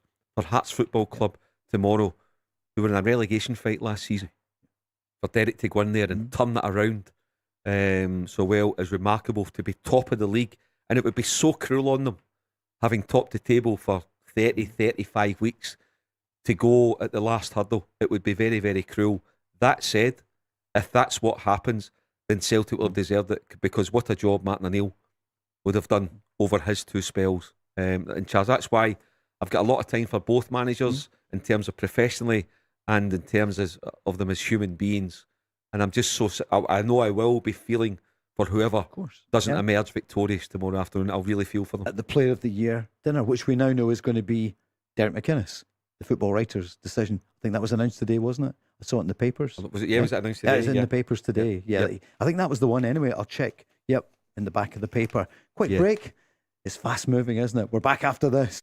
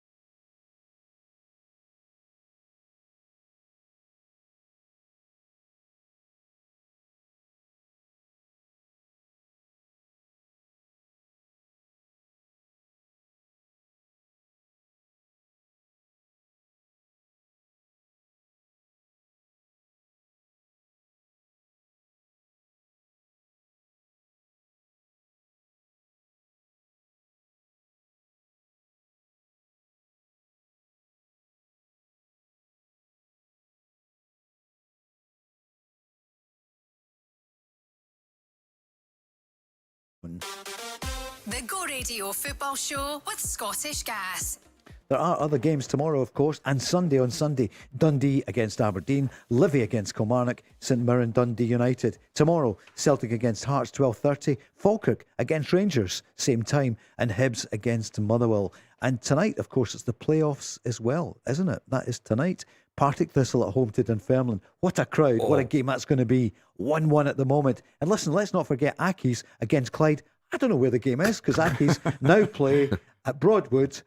So this game will be at Broadwood, I take it, because it was at Hamilton's Ground the other night, where they'll be from July, August. So, wow. And also Stenhousemuir against Alloa. Steny are 3-1 up. Steny, I can't believe I said that. And Edinburgh and Brora 1-1. What about the Jags against the Pars tonight? Peter, who do you fancy? Partick Thistle have done remarkable, Paul, as I say, to be right in there. But I just feel Dunfermline. I think Neil's done an unbelievable job there. And I think in big games, they've turned up every time. I've got a funny feeling Dunfermline are going to beat them. No danger with the cup final a week away. I just think they've been able to. Well, you see with this group, and I think it's through Neil's character, they've been able to step up for big games, Aberdeen, Hibs, and knock them out. And I just feel they've got another big game in them. Mark? I probably fancy Thistle, Paul. Right. I think it could go the way to penalties. To be honest, maybe home advantage. Dunfermline, of course, the cup final a week tomorrow. And if Dunfermline do win tonight, of course, there'll be a bit of chaos into the playoff against St Mirren, because it will have to be put back a few days because of the cup final involvement. So plenty to play for. It'll be a cracking game. Firhill will be absolutely packed. And again, Paul, for me, because we're always quick, we always criticise when they're due it, but for the likes of the SPFL, the beauty of the playoffs, the beauty of the system that we have in this country has given us a wonderful playoff tonight, and we've got a title decider winner takes all tomorrow afternoon. Sure have. Referee tomorrow? At Celtic Park is Don Robertson and Kevin Clancy on VAR. Here's Joe on from Hillhead in the West End. Guys, if the SFA were following the precedent they set, they would already have given Derek McInnes a touchline ban for his comments last weekend after the Hearts game at Motherwell, where he called out the referee by name. They didn't, and he went on to make his disgusting, quotes, that's what he said, comments following the Celtic Motherwell game the other night. Joe reminds us that Brendan Rodgers got a ban, ironically, following a game against Hearts, where he called out John Beaton using much less inflammatory language. Mark, I'll throw that to you first of all. I mean, we could be he said, she said, or whatever, but what would you say on that one? It's a fair point that Joe's made. You know, all managers look for that, wanting consistency. Derek's highlighted that in his media interviews this morning. So I would agree in terms of what Brendan Rodgers says and what Derek said. Then Derek's comments are every bit as critical as what Brendan said a couple of years ago. So there's no doubt it's a fair point that Joe's made. Peter, I don't think you would disagree, do you? No, and I think the biggest problem I had with the other night there, Paul, if it's his game he's involved in, he can make a decision and then you can apologise, because we've all done it at the heat of the moment after a game, but it's not your game and somebody's showing you footage of the situation and it's not your game, it's not involving you. You shouldn't even have been asked about it, to be perfectly honest with you. But then to come out with the comment was wrong, 100%. And that's what you've got to remember. People always used to remember, say, if you tell lies, you better have a good memory. And I think managers have got to be careful of that. They just pick up decisions that went against them, but they forget the ones that went for them. You know, they don't moan about the ones that went for them, say, oh, we're lucky with that. Very rarely do they say they were lucky they got a decision. So you have to be very careful. And I was very, very conscious of that, and I was bad for it at times. And I would call the referee out and say, that was a disgrace. Yeah, it was a disgrace. They made a decision. That? Yeah, but I'd phone them back and say, by the way, I still think your decision was wrong. Okay, yeah. But 100%, but maybe the way I said it, as I say in the press, come out wrong or whatever. You'd have to do that, Paul, because some of them were awful decisions. Sure. Stephen Reside was one of the many in here last night. We know Stephen, he does so much, a big Motherwell fan. He's on the Welsh Society. He was in as a Motherwell fan last night, and actually we didn't get time last night to talk about the conference that they had last week at Perth to help disabled supporters, and we will do that in the next week or two, because we'll be continuing on right through after the cup final, building up to the World Cup. But what about Motherwell? What do you think? Big game tomorrow, and then I'm going to ask you about the manager and what happens. because he's wanted by Toulouse. Celtic's been mentioned. I don't know if that's cooled a little bit. I don't know. But what do you think about the game tomorrow with Motherwell at Hibs, Peter? What do you reckon? Motherwell have been the best footballing side I've watched, best coach side I've seen. It's ironic, but if you were looking at it and you're thinking he's won 1 in 9, and that 1 in 9 was against Rangers. So Rangers and Celtic come to play you. Falkirk were excellent against them because Falkirk run after them, a good energy up the pitch and stop them playing. So he's got to find a way to do that. But he has definitely got the best coach side. I thought they were excellent the other night there. What information he's given to his players, it's easy as a manager to give information, but then the players have got to retain it and understand it while the game's going on. And his team do that remarkably well. He's got very. I tell you what, I'll go and say it again. I've said it before, and people sort of raise their eyebrow. Elijah Just is as close to Ian Durrant running with the ball that I've seen in a Scottish game. Wow. The way he runs off that side area, he doesn't play centrally, but he runs off you and picks up areas to the ball. But how quickly he runs with the ball and causes you a problem. He's the best I've seen since Ian Durrant at doing that. Is he going to Celtic? I'd love him to go to Celtic. I think he will. Performing that way. Who knows, Paul? Mark, what about Elijah Just? What a compliment. Isn't it? That is, Ian Durrant's one of the finest footballers to ever wear a Rangers jersey, ever grace the Scottish best Rangers football. player I ever played against. The best. Wow. Brilliant. What a compliment. And I'm so glad you've said that. You think he's difficult and you still see Ian now and he's still limping about, still problem with his knees, but he's great fun, great company. No, and what a footballer, so much time from. And yet Elijah Just, I think Motherwell will really struggle to hold on to him. And if you're Motherwell, Paul, you get 4.5 million for Lennon Miller last summer. What are you looking for Elijah Just, who I think, is he going to the World Cup? Am I mistaken? I think he is. He going to the World Cup in New Zealand? So terrific footballer. And just to get back to the point as well about Wednesday night and the penalty kick, which I'll repeat, I don't think was a penalty kick. Motherwell, the biggest losers out of that. They've lost a point. It's no Rangers. It's Motherwell were the biggest losers out of that. He did say it was the worst decision he's seen, or one of the worst. I can understand why he said it. Again, I don't think there was enough evidence He had a massive decision against them, Mark. Remember Rangers? Yeah. Was it Fernandez that brought the boy down in the box? Motherwell player. So that decision they need to avoid. They're very much like Hearts in terms of Motherwell in the driving seat for fourth spot.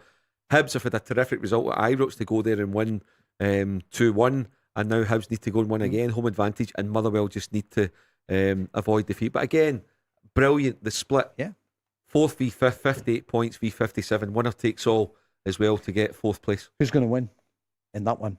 I think that's going to be a draw, Paul. Therefore, Motherwell will finish in fourth. Okay, Stephen, you'll be happy. What do you reckon, Peter? I'm going to go for Motherwell. Going for Motherwell? Yeah. I just think they're an excellent side, and I just think if you give them time, they can outplay you, and I think they'll do that tomorrow. Where do we go with Rangers? Because there's been nothing said for a while. There's been stuff about James Tavernier, and of course, if you would have seen on Herdy's statement last night, we read it out. It was tough, on a personal level from him. I know there's always three sides to every story. There's Danny Rowe's side, there's James Tavernier, and then somewhere in between the two is the absolute truth. Because Danny Rowe, why would he not want to give him a proper send-off anyway? And I heard what you said, Mark. It's up to the manager to decide who plays. It's not up to anyone apart from the manager. But it's been, what a week it's been. So he's been speaking this afternoon ahead of this game tomorrow. I mean, lots of people thought they would win 5 out of 5. Barry thought that Rangers were going to win 5 out of 5. It's none out of 5 just now. And actually, I don't know what the stats will be if it's 5 defeats. But it goes back to 83 at the moment. So here he is today speaking. He spoke about James Tavernier. I don't think there's much else we can hear about that.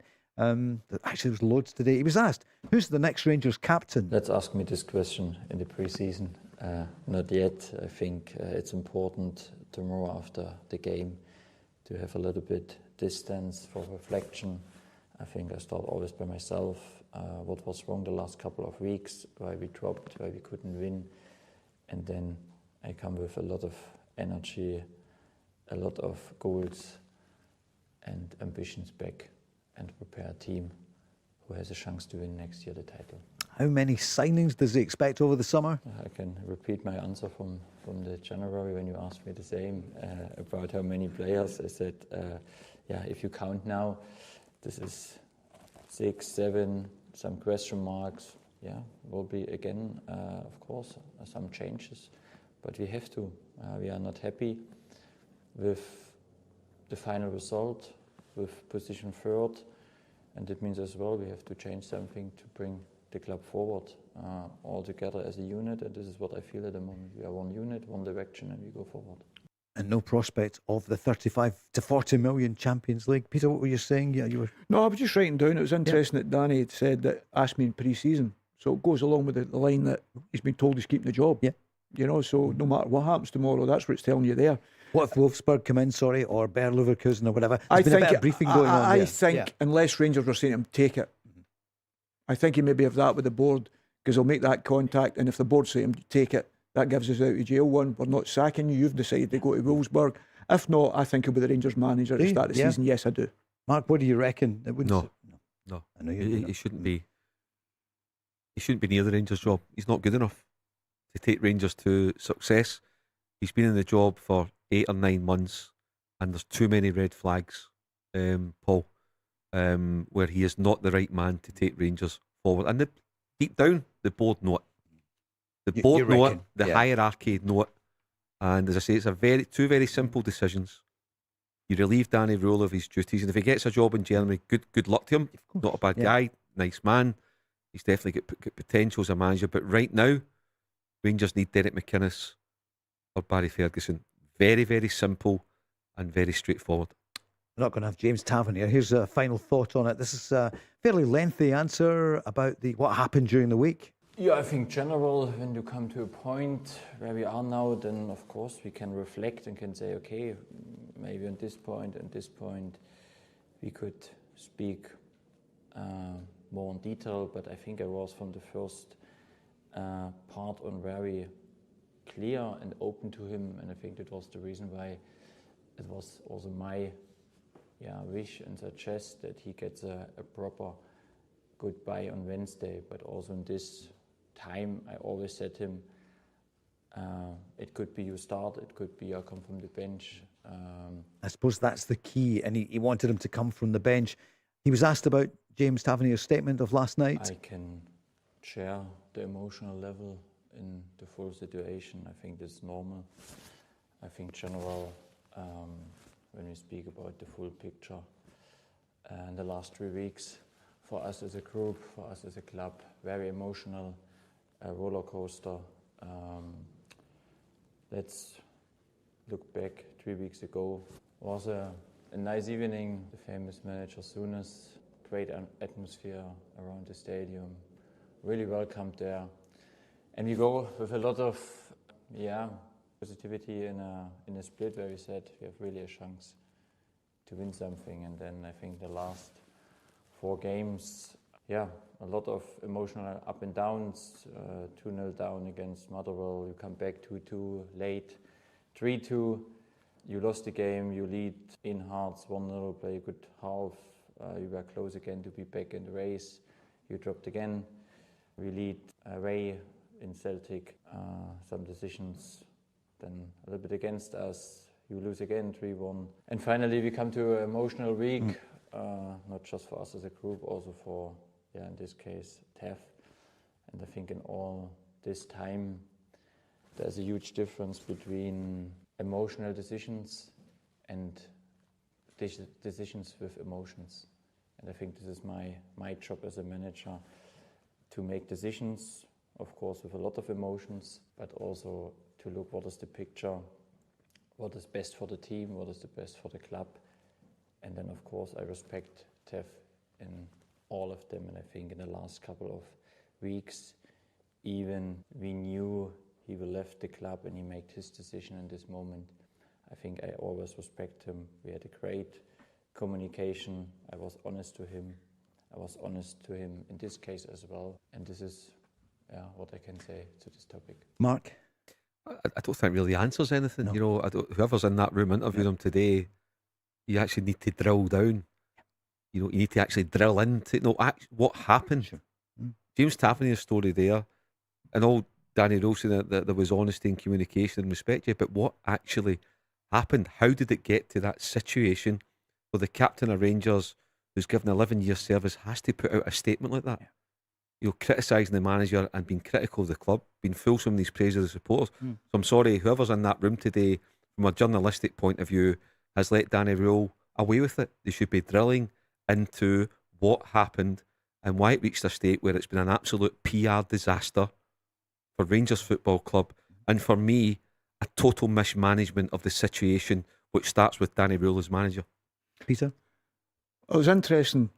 You'll all know Santi Cazorla played for Spain. World class player, I would say. Yep. Similar situation happened with him midweek. Yeah. You know, with his last two games, they're talking about he's 41 years of age. They're talking about him retiring. He's not saying he's retiring, but there's a possibility. The manager and him spoke. One of the games was away from home. The manager says to him, "You want to start this one, because you're going to start, or you don't start the home game, which I prefer you to start because it's your last game, if it's going to be your last game, because I don't think at 41 years of age you'll be able to start the two games. So what one would you prefer?" Then obviously Carzola's saying to him he wants to play both, but he's saying, "I'll take the away game, the home game." Yeah. So away from home in midweek, he was on the bench and he's starting tomorrow, which possibly could be his last game. So it was a similar scenario, and that's the way you've got to deal with it. Forget James Tavernier played the most important games in these first 5 games. He was selected. He's Rangers' best right back going forward. The amount of goals he creates, the amount of goals he scores, he's not a great defender. That's always been the case anyway. There is no way he was making Rangers weaker against Hibs. That's fact. Yeah. So he wasn't making them any weaker.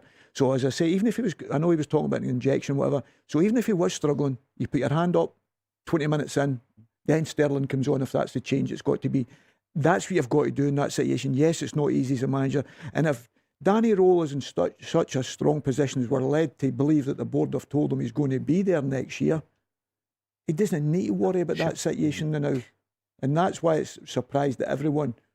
And that's what I'm saying, how you deal with it. You've got to remember what you're dealing with. It's like saying to Paul McStay, "Paul, you're not playing your last game at Celtic Park." God almighty. I know. If I don't take this break, it'll be my last game. So back in a moment.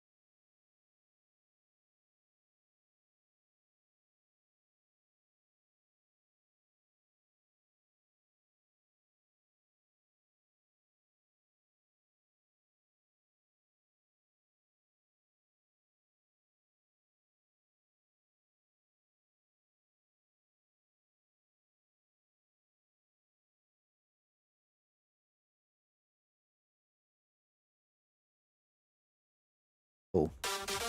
The Go Radio Football Show with Scottish Gas. Yep, over 500,000 hits for the programme last night. Some of the content on all the different platforms. So more and more people tuning in, making the switch at 5 o'clock. There's not 500,000 at any one time, of course, but it's the hits online. Peter, do you go online? No. At times? No. Mark? Occasionally. A little bit, yeah. What's the story going to be? Listen, we'll know tomorrow. That's it, By Paul. what time? So 12, by I know, as we 2:30 said tomorrow. 20, yeah, 25. Listen, Yeah, we're no going No to extra time up pens. hopefully we're going to have a game to enjoy and talk about some highlights. Like, I'm trying to think of some of the great things. Hey, Chermiti's goal, for example, some of the Chermiti goals were special. The overhead kick just the other week. Dyson Maida last weekend. Some of Braga's brilliance over the year. Shankland. Nygren's goals. I mean, let's hope we're talking about a moment of brilliance or moments of brilliance. Absolutely. And listen, whoever wins the title tomorrow, we've spoke about it, deserve to be champions. Yep. That's fact. That's what the season's about, is going into that race and making sure you're still standing at the end of it.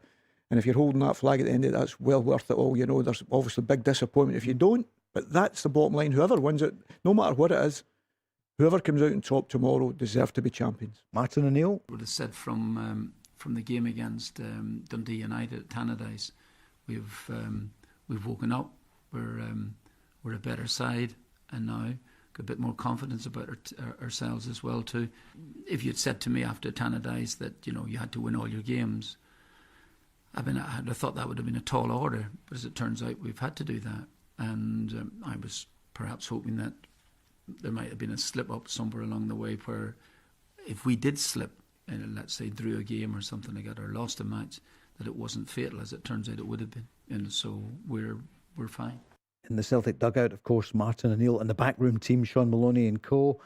In the Hearts, the away dugout, Derek McInnes, and he's been praising Martin O'Neill. Martin has done an unbelievable job, a job that you probably expected. The Celtic board made a brilliant decision in bringing him back. I don't know if there's anybody else, certainly very few, who'd be able to navigate them back into a position. It's the players obviously, but Martin deserves a lot of credit for that, and he'll probably put that on the players, knowing him. But he's a fine man. He's done a brilliant job, and it's no real surprise. We shouldn't be surprised that Celtic have got themselves into this position and a chance to regain their title by winning tomorrow.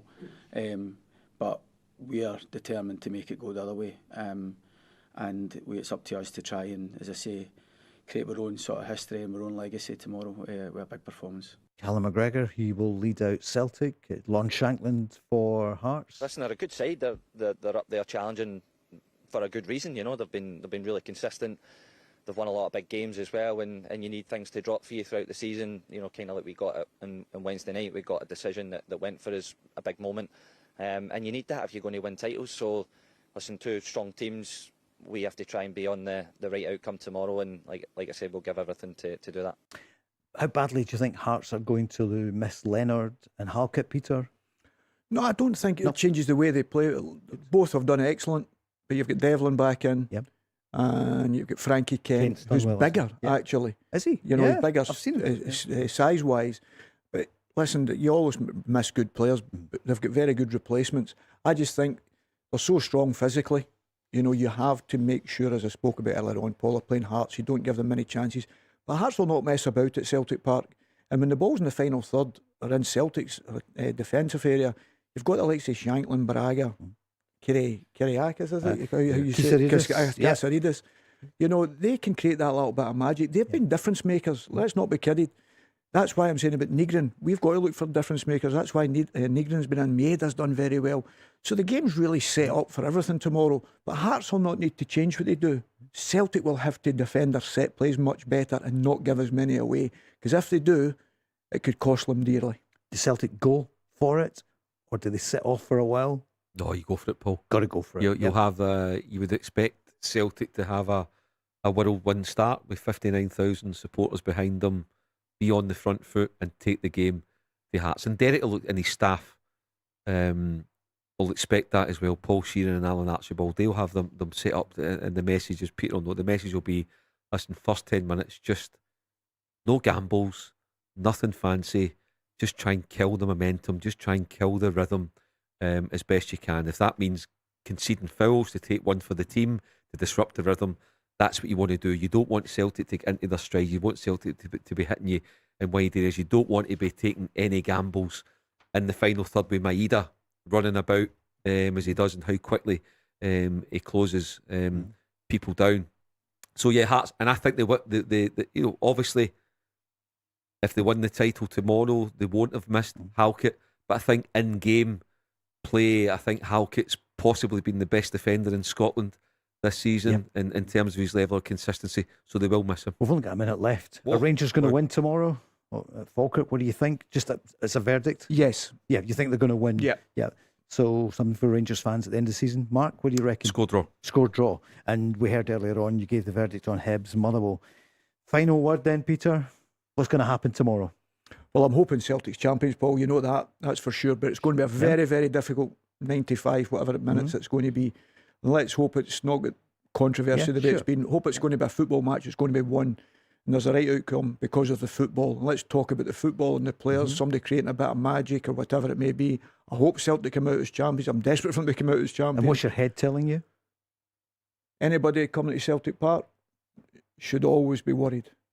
And if you could ask for Celtic a home game at Celtic Park. If you wrote that at the start of the season to be champions, you'd hang your hat on that. Are you going to take your winner's medal from 40 years ago when you did it? They're all history. Great memories. And I hope these boys can make memories tomorrow. Mark, what's going to happen? Well, I said if Hearts won their first 2 games after the split, I don't think they would look back. And I think they'll go to Celtic Park tomorrow and get the point that they need. I think it'll be 2-2, and I think Hearts will be champions. Thank you so much. We're back on Monday. Wow, we'll have everything by then. Thank you everyone this week who's been on. The news is next, and then Zoe. We're back Monday at 5.